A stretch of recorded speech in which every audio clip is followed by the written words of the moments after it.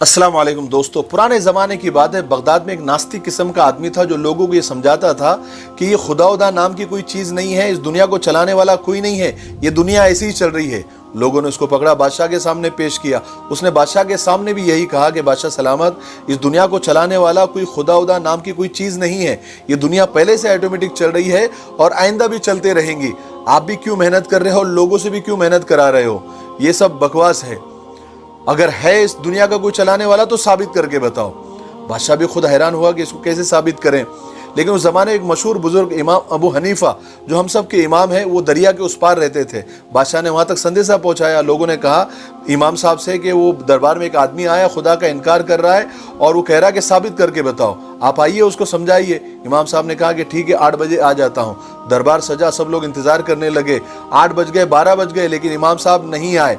आगे क्या हुआ अगले पार्ट में दी। 12 बज गए और इमाम साहब नहीं आए तो वो नास्तिक हंसने लगा और बादशाह से कहने लगा, बादशाह सलामत, तुम्हारे इमाम साहब नहीं आने वाले, वो हार गए हैं, कोई दलील कोई सबूत नहीं है, मेरी बात मान जाओ, मैं जीत गया हूँ। इतना बोलना था कि इमाम साहब की एंट्री हो गई।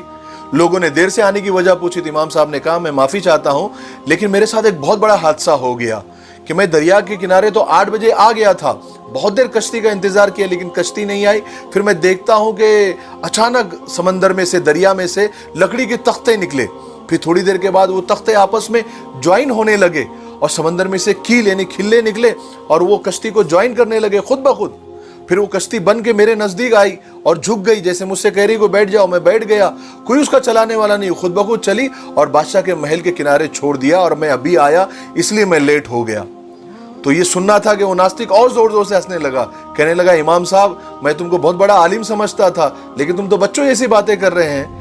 अगला हिस्सा तीसरा। जब इमाम साहब की ये सब बातें उसने सुना तो जोर जोर से हंसने लगा, कहने लगा, बादशाह सलामत, तुम्हारे इमाम साहब बच्चों जैसी बातें कर रहे हैं कि दरिया से तख्ता निकला और वो खुद ब खुद ज्वाइंट हो गया, खीलें निकली और वो कश्ती बन गई, इनके पास आ भी गई, ये बैठ भी गए, उसका कोई चलाने वाला भी नहीं और वो सही एड्रेस पे पहुंच भी गई। हम क्या पागल है, बेवकूफ़ है?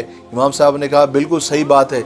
जब एक कश्ती खुद ब खुद बन नहीं सकती और किसी चलाने वाले के बगैर वो चल नहीं सकती और किसी बताने वाले के बगैर वो सही एड्रेस पर नहीं पहुंच सकती, तो ये आसमान, ये ज़मीन, ये चांद, ये सूरज, ये समंदर, ये दरिया, ये जंगल, ये जानवर, ये इंसान और इनका पूरा सिस्टम, क्या ये खुद ब खुद चल रहा है? एक दरवाजे की खटखटाने की आवाज़ भी जब आती है तो इस बात का सबूत है कि उसका खटखटाने वाला कोई है। तो इतनी बड़ी दुनिया के खुद ब खुद चल रही है। तुम पागल हो, तुम बच्चे हो, तुम बेवकूफ़ हो। खुदा है, खुदा इसको चलाता है। वो नास्तिक शर्मिंदा हो गया, पानी पानी हो गया। उसको उसका जवाब मिल गया था। वो